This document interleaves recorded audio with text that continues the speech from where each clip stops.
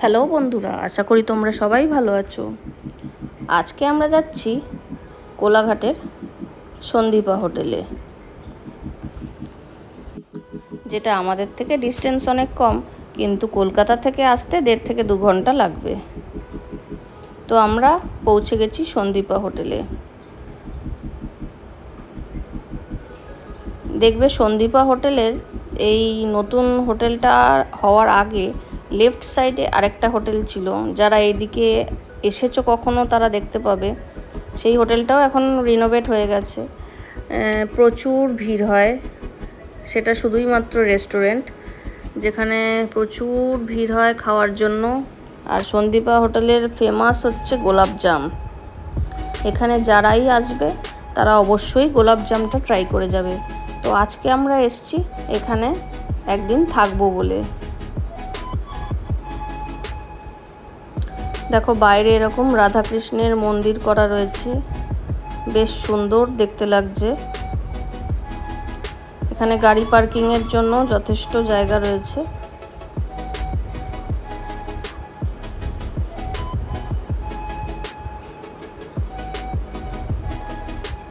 এই হচ্ছে হোটেলটা।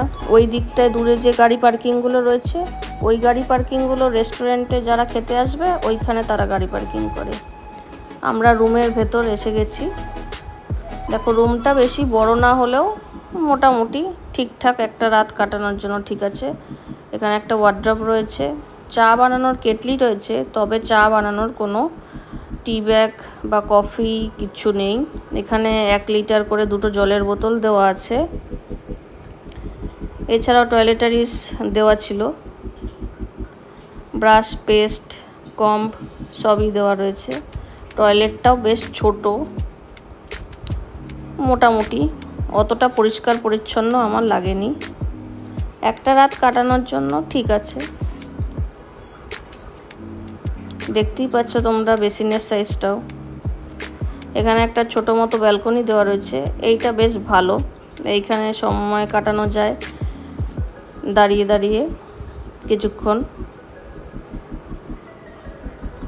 এইখানে আমাদের মেনু দেখার পর্ব চলছিল, এই খাবার দিয়ে গেছে।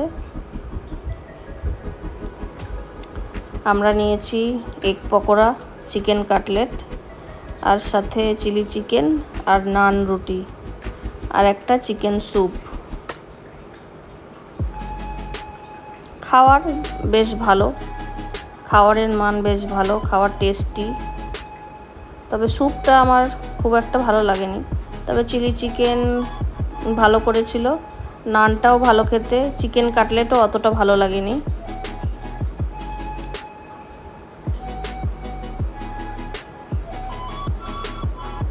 রাতের বেলায় ব্যালকনি থেকে ভিউটা এই রকম। চারিদিকে বেশ আলো ঝলমলে।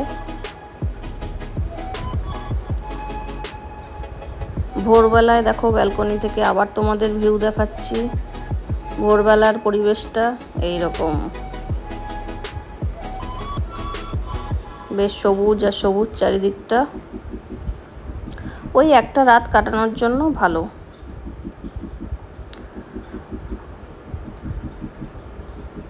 আমার মোটামুটি লেগেছে, খাওয়া দাওয়াও ঠিকঠাক ভালো, তবে পরিষ্কার পরিচ্ছন্নতার দিকে আরও নজর দিতে হবে। এদের রুমগুলো খুব একটা বড় নয়, বেশ ছোটই, একটা রাত কাটানোর জন্য ঠিক আছে। টয়লেটও বেশ পরিষ্কার পরিচ্ছন্ন নয়, মোটামুটি, খুব পরিষ্কার পরিচ্ছন্ন আমি বলবো না।